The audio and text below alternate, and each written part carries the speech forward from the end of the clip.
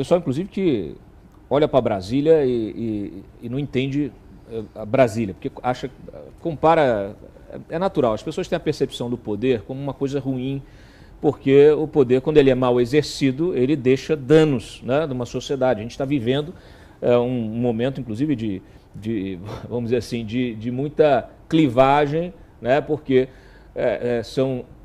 você tem hoje uma visão da sociedade que ela é difusa e ela é expressada através das redes sociais, que passaram também a ter um papel enorme nesta pressão na construção do debate público, perfeito? Eu gosto de trazer exemplos para a gente poder entender assim, onde que a gente está e aonde a gente quer chegar com a questão do lobby no Brasil. Você conseguiria comparar o modelo, por exemplo, americano com o brasileiro? Pra gente, lá eles estão anos-luz disso. Eu aqui fiz uma breve menção na abertura do programa, mas eu queria que você pudesse colocar para a gente, para o nosso espectador, as principais diferenças entre como o lobby é exercido no Brasil e como é a atividade nos Estados Unidos. Perfeito. A atividade do lobby nos Estados Unidos, que já de início digo que eu acho que é uma das democracias mais amadurecidas, né, e mais estruturadas que a gente tem hoje,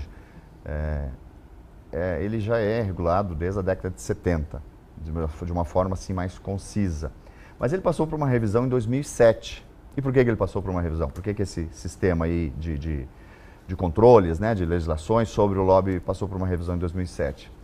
Porque o sistema estava de uma forma assim tão draconiana colocada sobre os profissionais e sobre os escritórios, que houve uma migração, as pessoas e as empresas preferiram mudar o seu status de entidade para think tanks, por exemplo, esse foi um fenômeno que se observou, para escapar de certas exigências que não faziam mais muito sentido, né?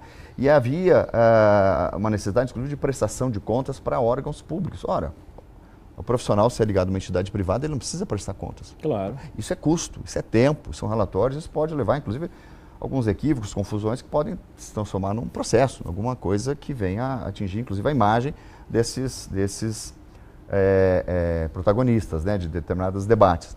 Então, a legislação passou por uma revisão em 2007, o Brasil já começou, exatamente nesse ano, começou a tramitação do projeto do deputado Zaratini. E nós, então, nos inventamos como associação, os profissionais fundaram a associação e desde então a gente vem acompanhando.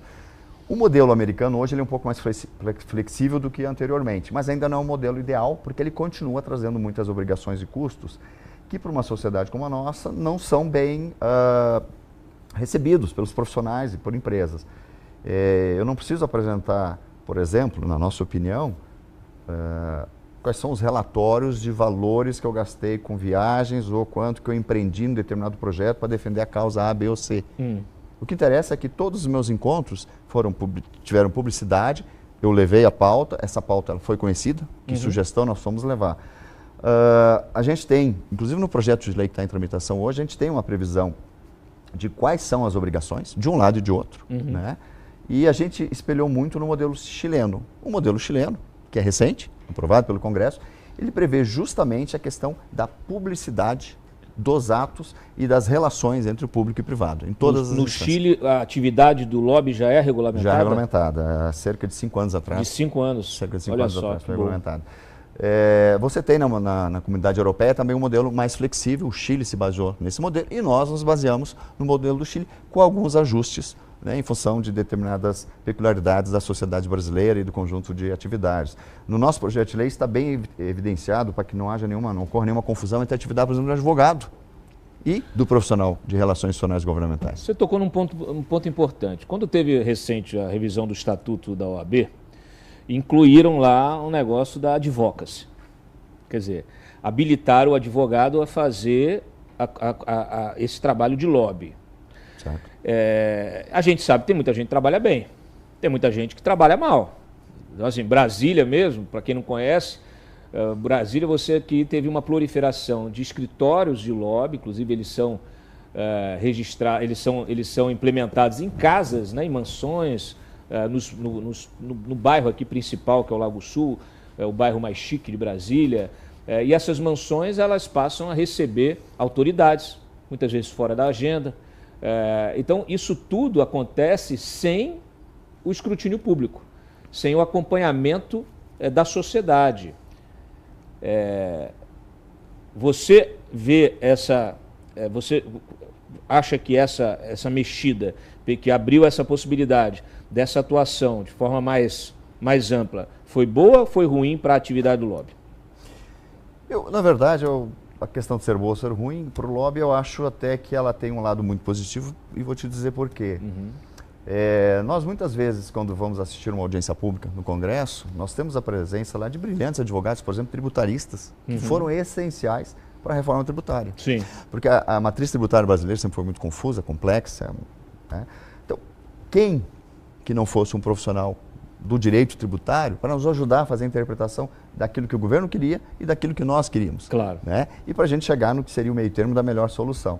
Então, o advocacy, de certa forma, é exercido nesse momento. Você tem um advogado, uma pessoa formada, preparada, que ajuda a esclarecer. E vai fazer, naturalmente, a defesa dessa ou daquela tese.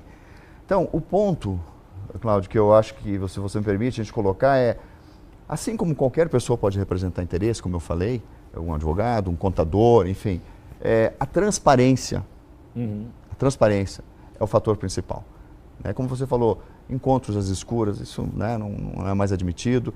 E isso leva muitas vezes à confusão e à questão do lobby ser uma palavra maldita. Gente, não é.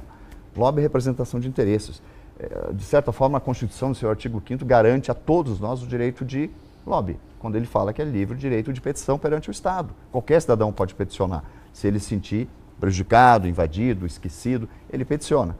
Então, isso já é uma sinalização de que, às claras, é legal, deve ser exercido, deve ser estimulado, porque lobby não deixa de ser uma qualidade, digamos assim, ou uma característica positiva da democracia. Você tem sim o direito de dar sua opinião, de insistir, de levar ao contraditório, mas aceitar sempre a decisão da maioria. E isso é berço da